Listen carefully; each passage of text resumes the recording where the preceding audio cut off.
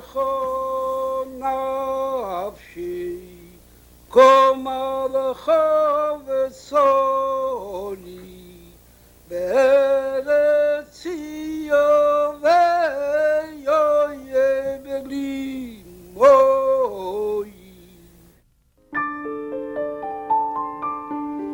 The world is a kinder and gentler place because of a sainted man whose immense spirituality and holiness projected for everyone, for you and me, a life filled with happiness and the performance of good deeds. This special man I speak of is Rabbi Menachem Mendel Schneerson. Each Sunday, the Rebbe would receive thousands of men, women, and children from all walks of life, regardless of race, color, or creed, and among them were world leaders, children, scholars, simple folks, students, and laymen. To each of them, the Rebbe gave a dollar bill, making them his partner to give it to the charity of their choice. Why the dollar? The Rebbe explained his custom by quoting his father-in-law, Rabbi Yosef Yitzhak of Lubavitch, who would often say, "When two people meet, something good should result for a third." The Rebbe wished to elevate each of the thousands of encounters of the day to something more than just a meeting of two individuals. He wanted that each should involve the performance of a mitzvah, a good deed, particularly a mitzvah that also benefits another individual. The Rebbe, at the age of 92, would stand for as long as 8 hours without interruption to receive his visitors. Yet in the few seconds that he or she was with the Rebbe, each person felt that the Rebbe was there only for them. It was as though he or she were the only visitor of the day. Once, an elderly woman could not contain herself and burst out, "Rebbe, how do you do it? How is it that you do not tire?" The Rebbe smiled and replied, "Every soul is a diamond. Can one grow tired of counting diamonds?" You can marvel at the unending list of educational, charitable, social, and religious programs inaugurated around the world.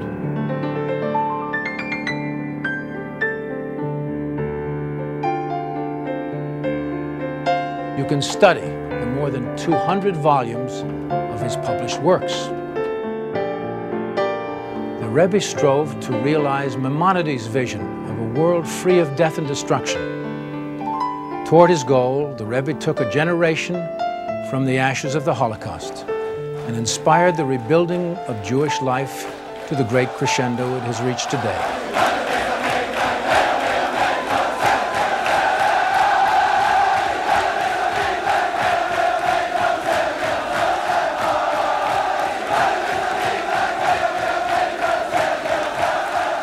In 1994, the world lost the Rebbe's physical presence, but the Rebbe's continued leadership inspires his disciples to establish and build communities across the globe, more now than ever before. The Rebbe devoted his life to our good deeds, and through our good deeds, the Rebbe lives on.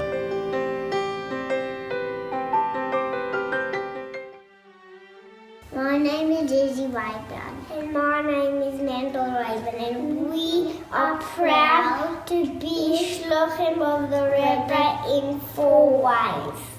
Yael and I were both very passionate about going on shlichus, being emissaries of the Lubavitcher Rebbe, whereby we could bring more light into a very dark world and change the world for the good.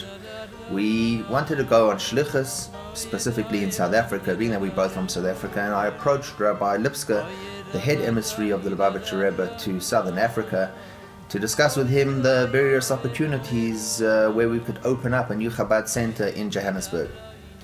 The area of Fourways came up, but after consultation with my wife, as most of you are sitting and thinking, Fourways, a shul in Fourways? There aren't Jews that live in Fourways. And that's exactly what we felt initially. Why are we going to Fourways? What are we going to find there? And we started a shul on a Friday night at their home in Broadacres freezing cold, in the middle of winter. The only place they had to do it was on the patio, the porch outside. We had heaters outside, it was freezing cold, but everybody came, and I guess the warmth of spirituality, of love, of concern, of Judaism warmed everybody up internally.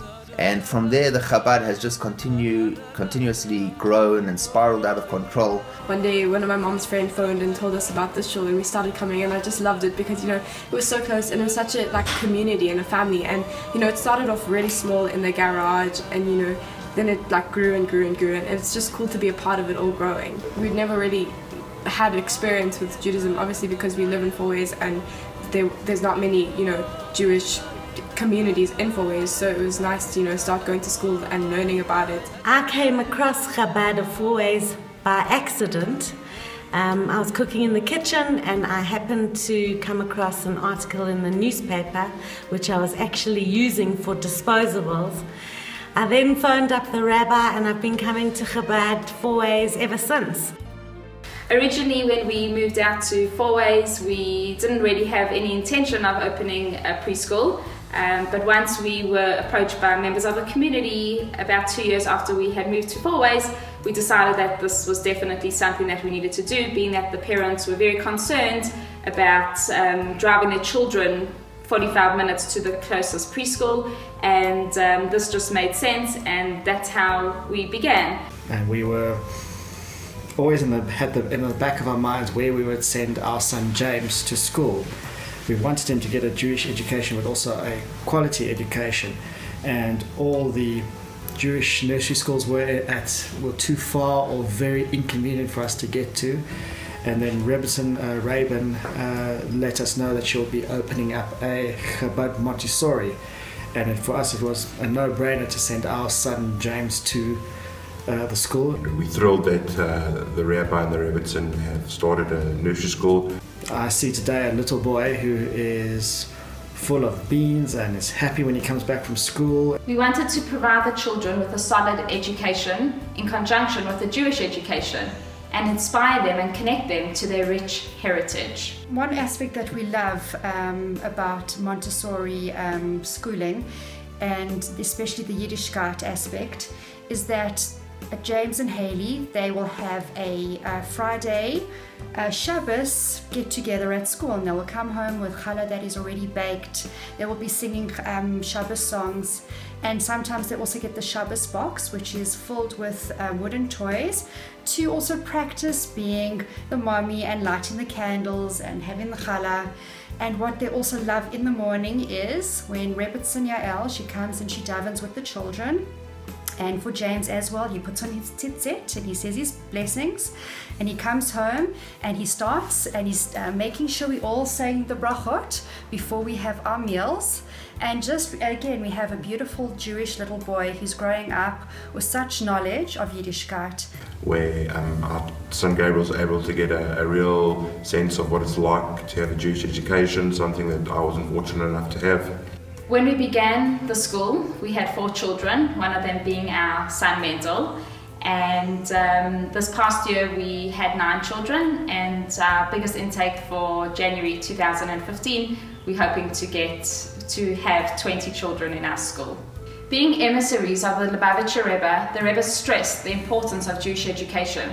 We pride ourselves at Chabad of Fourways Jewish Montessori Preschool in our school, and this is surely the cornerstone of our center. Hebrew School is an after-school program which we offer once a week here at Chabad.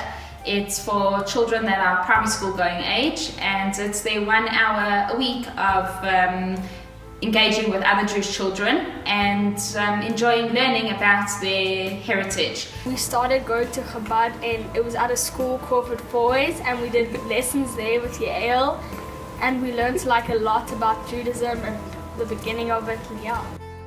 When our bat mitzvahs came, it was also really fun learning into becoming a woman and practicing your bat mitzvah. It's just been fun growing with the shul, and then also now now that we're all done with our bat mitzvahs, now me and my sister, we do the children's service. So every Shabbat, every Friday and Saturday, we swap and take turns to look after the children, and it's just really rewarding playing with a bunch of Jewish children and teaching them about Judaism.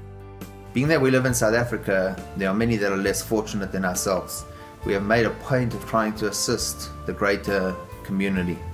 We have partnered up with a school from Diepsloot known as the Mother Touch Academy, where we provide food, clothing, old equipment from our school and assist them in whatever way possible.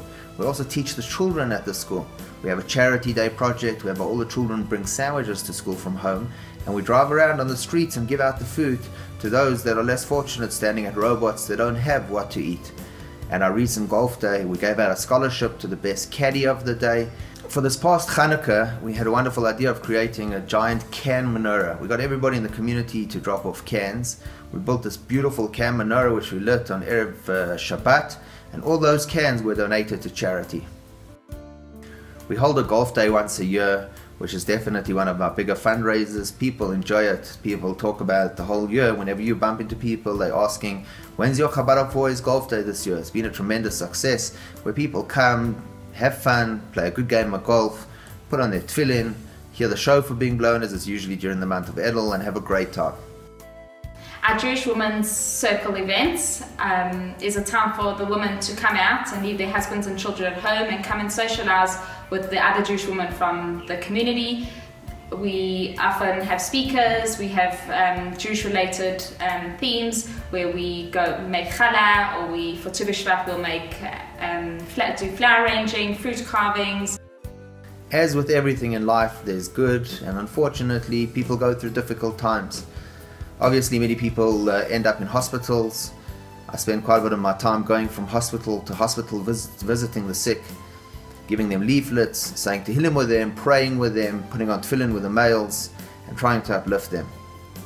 We also have quite a large prison in the area, the Liuko prison, where I'm the chaplain to the prison, and go once every 6 weeks, once every 2 months to go and sit and give a lecture with the prisoners over there. Purim is always a highlight at Chabad Fourways. It's something whereby the whole community really gets involved. They come, they get dressed up, we have dress-up competitions. Over the past, we've done things such as Purim in Africa, Purim in Hawaii, Purim at the races. We've had Minute to Win It that have come in and run a brilliant Purim program for us.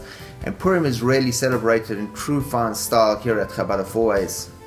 For Pesach, we place a strong emphasis on trying to deliver a shmura matzah to every family in the greater Fourways area. This past year, we delivered over 120 shmura matzahs. We also have public sedarim, both nights of Pesach. The Lubavitcher Rebbe always stressed and emphasized the importance of Pirsumei Nisa, publicizing the miracle of Hanukkah. This past year for Hanukkah, we did that in fine style. We rented out the entire Northgate ice rink. We held a giant ice menorah lighting. Everybody walking by in the mall looked through, saw what was taking place, and it really brought out the great mitzvah.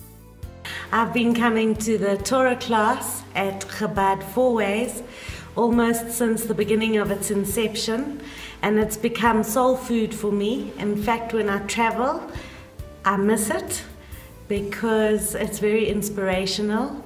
It gives you a lot of insight into the workings of the Torah, the parshas of the week, and it answers a lot of questions that most of us have. We have amazing open session questions where people satisfy their curiosity about different subjects that have been bothering them. I can't imagine life without it. We've also placed an emphasis on trying to set up shiurim, trying to set up classes during the week at various offices. We were blessed with a young son, Raphael, so we are very excited. The community was excited with us. Unfortunately, when Raphael was born, he was diagnosed with a heart condition.